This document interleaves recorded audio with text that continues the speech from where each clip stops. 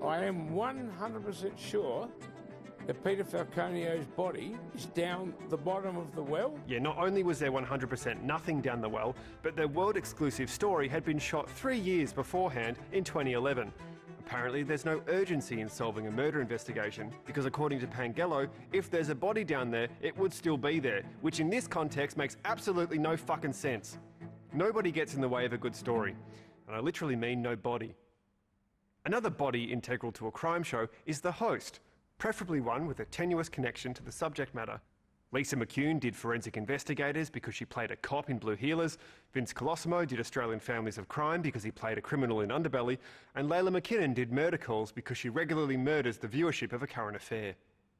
Also, since Rebecca Gibney had already played a psychiatrist, she was a natural fit to host a show about psychics. Which leads us nicely into Australian true crime getting even worse. Historically, psychics were called upon to help solve crimes when we weren't very good at policing, at least according to this 1937 article, when we also weren't very good at news. 8 decades and no retractions later, psychics gained a foothold in true crime television. So in 2006 came Sensing Murder, a ghoulish psychic true crime show where psychic detectives try to solve murders. And I do mean try. Actually, I don't even know if I mean try. It was presented by Rebecca Gibney, who instead of being trapped in a warehouse as per tradition, she's trapped in a green screen purgatory, and good for her. The psychics were allegedly screened for the show by testing them out first with an obscure crime. Presented with only a photograph of the victim, the psychics were asked to provide details of the crime, the location and killer. Of the 100 psychics tested, only 5 were able to describe intimate details in both test cases. Yeah, to put it another way, 95% of psychics weren't psychic enough for a pro-psychic show. Anyway, with a cream of the psychic crop selected, they go on to investigate, just to be clear, a real person's murder with staggering accuracy. And now I'm being told September, October, it seems significant in some way. Beth died in September 1986. Oof! How could she have known that 2 months are significant to someone somehow? There seems to be a dog involved as well, so this may have been the family home. Beth did have a dog. Oof! How could she have known that most households would own or live near a dog? There's a barrier to actually going and looking in the property. Ruth is correct. The current owners of the property did not wish to participate in our investigation. Oof! How could she have known that no one would ever want to be involved in Sensing Murder, ever? Then comes along this guy, Scott Russell Hill, seen here proving he knows where his brain is, to bring some much-needed logic to the investigation. When you add up the date that Beth was presumed to have died, which was the 23rd day of the 9th month, 1986, you get 39, 96, 24, 56. So overall you get 55 and 56. However, if Beth died a day earlier, which was the 22nd, then it would equal 55, the same spiritual number as her date of birth. Yeah, hang on, I think I've got something. Sorry, carry that one. Oh my God, wow, so spooky.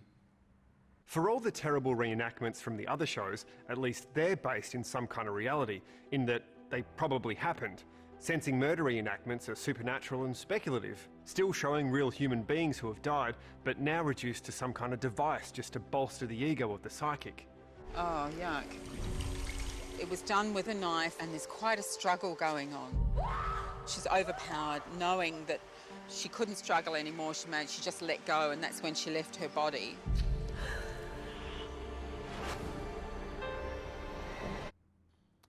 After seeing that, I'd like to leave my body too, please.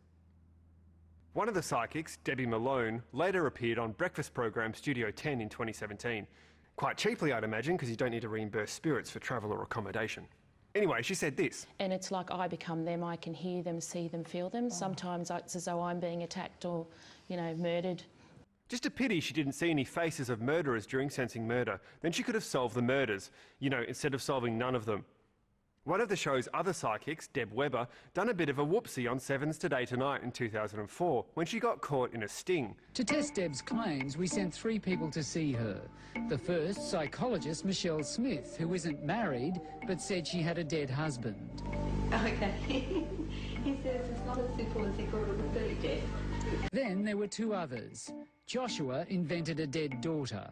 She said, "Hi, Dad." She actually walks around hitting him. And here Talia is looking for a dead sister she doesn't have, but Deb manages to find. Oh, Bill, there. That's really strong. That's her leg.